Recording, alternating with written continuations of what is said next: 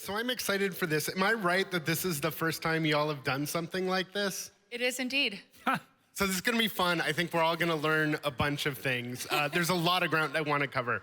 I do wanna start, I think we're in this really unique moment. And one of the things that struck me over the last few years is the trust barometer that Steffi was referring to found people tend to trust companies and their company more than other institutions. And I'm wondering, we've seen so many companies in the US in the last week or two really pivot what they've stood for, what they've espoused, and I'm curious, what impact do you think that will have on trust? It's hard for me to imagine that that trust stays the same if a company says something totally different because there's a new administration coming in the United States. Softball, first question. Perfect. So the first thing to know is business became the most trusted institution during COVID because it was the one competent and increasingly ethical institution. The second is that government trust is terrible because government doesn't get things done. So the default was, okay, business, you fix all these issues, whether it's sustainability or diversity or all the rest. And I think this has been 4 years, and clearly the political tides have changed. And I think also the primacy of employees has changed. That if you look at stakeholder groups, relatively you say it's customers or it's politicians or employees. So employees ruled for a while. Now I think it's more equal. So companies have made profound change, especially in the United States, on diversity, equity, and inclusion. I believe that companies will continue to focus on diversity and inclusion, will not do equity, because equity implies outcome. They'll do opportunity, but not outcome. And I hope that companies continue to deliver on their promise, because that's really what the future, certainly of my country and increasingly of others, is a diverse population. My wife is Latino.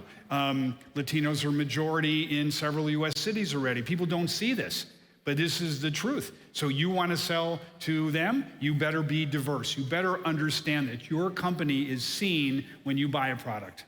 And what would your advice be to companies that are like, look, you know, clearly we got to do some things. I mean, your own company, you have to have the right people on staff to talk to the new administration, but at the same time, yeah, what is your advice to companies in navigating this landscape? So Edelman hired Nikki Haley as the vice chair, and I had a question in the London office yesterday. How can you have this person who stands for this, this, and this? And I said, well, I don't agree with her on those things, but when you go to a table and advise clients, you need a diversity of opinion, and you need ultimately to come to a recommendation. But if you're simply down one path, it's a mistake. Because, listen, America voted for Trump. They voted for Trump because he said, I'm going to give you more jobs, I'm going to give you more money in your pocket, I'm going to give you more economic opportunity, less government interference. You can like that or not like that, but a majority of Americans voted him in.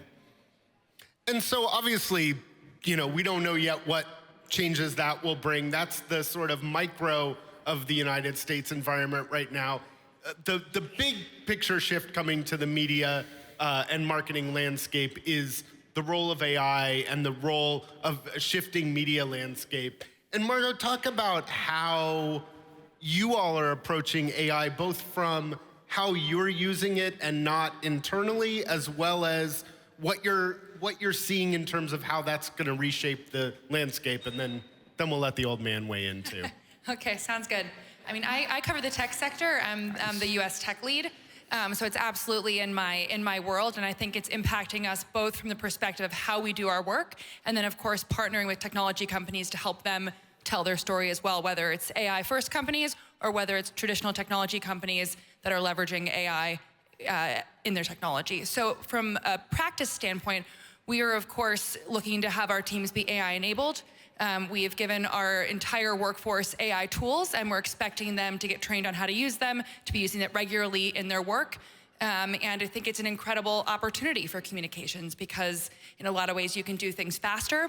You can do sort of text to image, text to video. These are significant opportunities for us as a sector. And it's one that hopefully our workforce will take full advantage of. So I think in a lot of ways it's really exciting. And I'm going to give you the other side, which is the potential for disinformation is real. The bar for interfering in that process is lower as of last week. And any company that has a brand that is being somehow shit-talked in social media better act and get out there fast, because it goes and circles. And I'm curious, it is going to have the direct impact. How does it change journalism? How does it change PR? How does it change marketing? But it's also going to probably reshape that balance again. And, you know, I've spent my entire career in media. You've both spent your entire careers in marketing. I've seen these changes come, and most of them have been at the expense of journalism as a business. My suspicion is the same is going to be true with AI, that AI is going to create a new creators of publishers that are not necessarily journalists on the field. And I'm curious, how do you anticipate the economic impact of AI changing journalism, and are you doing anything differently because of that? We're starting stories with creators. We're not necessarily just pitching you, although you're the best, smart PR guy. But the key point is to have a good idea, to find the right person to express it, and then the mainstream media can reflect it as opposed to always originate it. So creators have kind of emerged over the last, probably 10 years and seem to be growing in sort of, you know, I always think of Apple because they're, terribly conscious about how it is they tell their story. And I remember, at the Apple events, you'd start to see creators. And, I worked for Walt Mossberg for many years, for a long time in technology. You went to Walt and you went to David Pogue and you were done. Now, there's not a replacement in mainstream media. There's, Marcus and YouTube creators. Yeah, but you want statistics. San Jose Mercury News used to have 440 people in the newsroom, and today it's 40. So this is a reality. Local newspapers are shrinking, and we are making up for that by talking to creators, having also, be careful, you have to talk to conservative podcasters. You don't have to love Joe Rogan, but he has a very important audience. And also LinkedIn, frankly, is emerging increasingly as a channel as well. That's really important. And so having your news trend on LinkedIn, leveraging the opportunity for video there, that's another place where you can really sort of go direct, but it's also in a sort of trusted and business-first platform as well. And so I want to talk about media more, and if we have more time, I will. But I also want to take advantage of this unique opportunity. Two of the smartest people I know in PR happen to work at the same firm, not randomly. It's not that common anymore for all the talk about so-and-so and son and so-and-so and daughter. There are fewer and fewer, it seems, intergenerational businesses. And I'm curious how that is for you, what works about it, and we'll get to what's hard about it. But, what works about working together? Because I'll be honest, I love my parents. We can barely, get through me, fixing the computer at their house. How do you? Well, I don't try to fix computers, thankfully. So that definitely wouldn't work. Start. No, I've had the opportunity to learn a huge amount from my dad, frankly, my whole life. So when we were growing up, we'd have clients over, media over, people who you wanted to recruit over. So frankly, in some ways, I'm happy now I get paid, because when I was 10, I didn't. So, I've had truly an opportunity to really learn from the best, and I think you learn from osmosis. At the same time, I was out in California for a very long time, sort of separate from the headquarters in New York, and I think that was also a great opportunity for me to be a little bit independent, learn on my own, make my own mistakes, and that's also really critical, because I think if you're always in the exact same place, you don't have the opportunity to do that. So I think in some ways it's a great opportunity to learn, of course, from the best, but at the same time was able really to forge new relationships, work with really interesting tech companies that were sort of paving the way for the future. So a little bit, I feel fortunate to have gotten the best of both in a lot of ways. So I had the experience of working with my dad for 35 years, and he was a very forceful character. And we had 750 miles between Chicago, where he was, and Newark, where I was.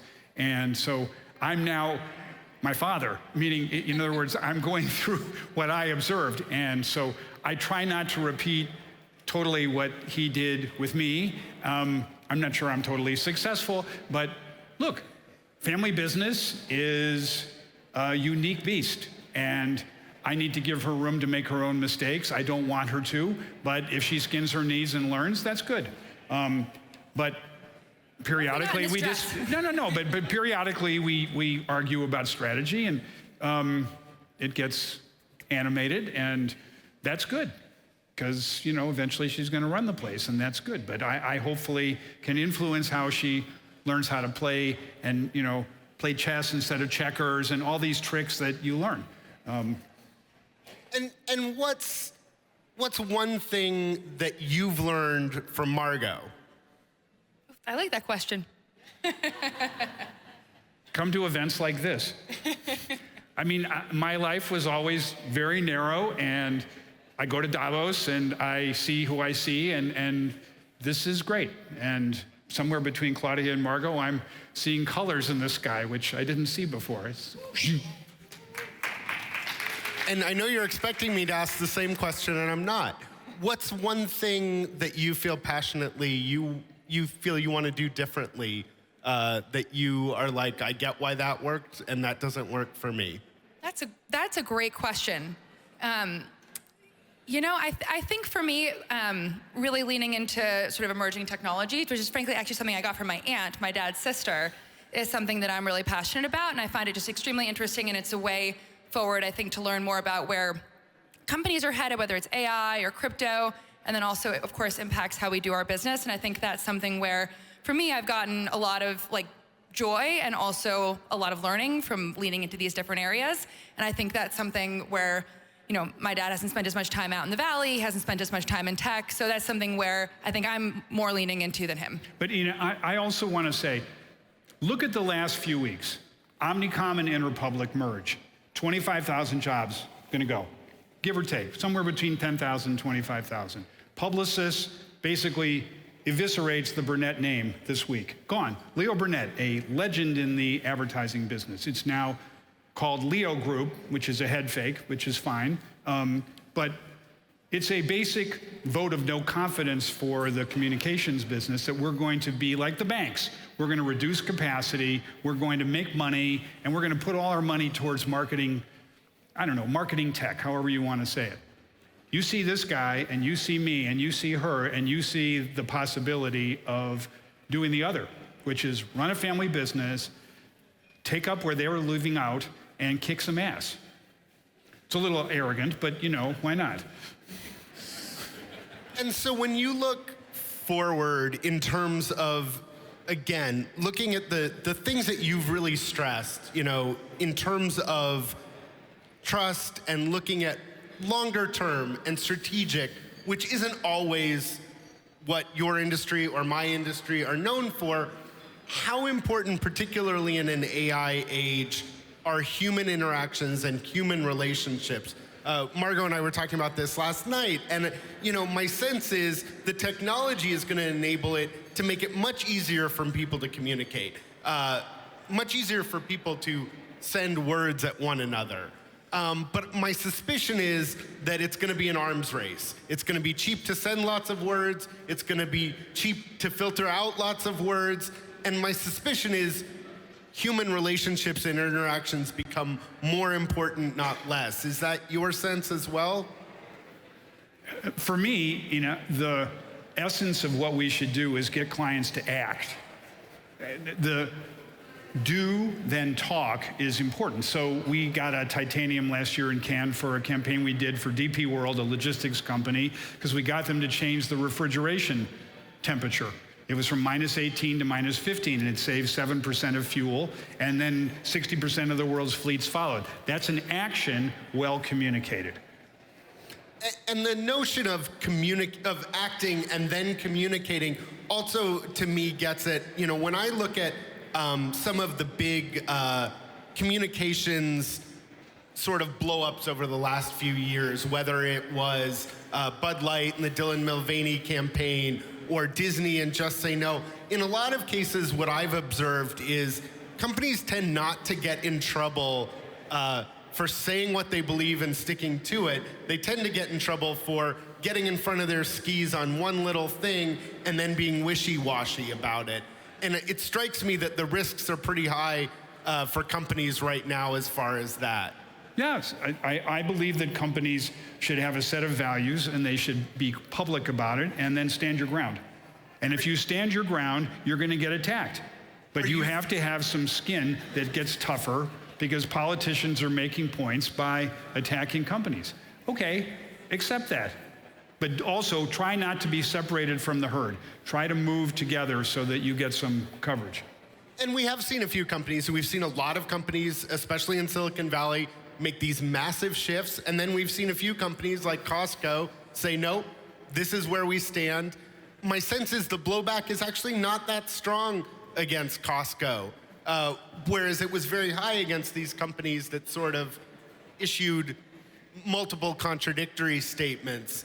Are you surprised by what we've seen from Silicon Valley in the last couple weeks? It's a good question. I think in a lot of ways, Silicon Valley, I think, is very excited about the opportunity in the new administration. I think there's a lot of tech people who obviously are going into the administration. There's a lot of opportunity for innovation. It seems like it's a very innovation-friendly government, whether it's about AI, whether it's about crypto. So no, I think it aligns. I think there's a lot of excitement about what's to come in the next 4 years. But I think it's a false promise because I think you have to have government set a playing field so that the people feel as if they're being well served, not just the investors.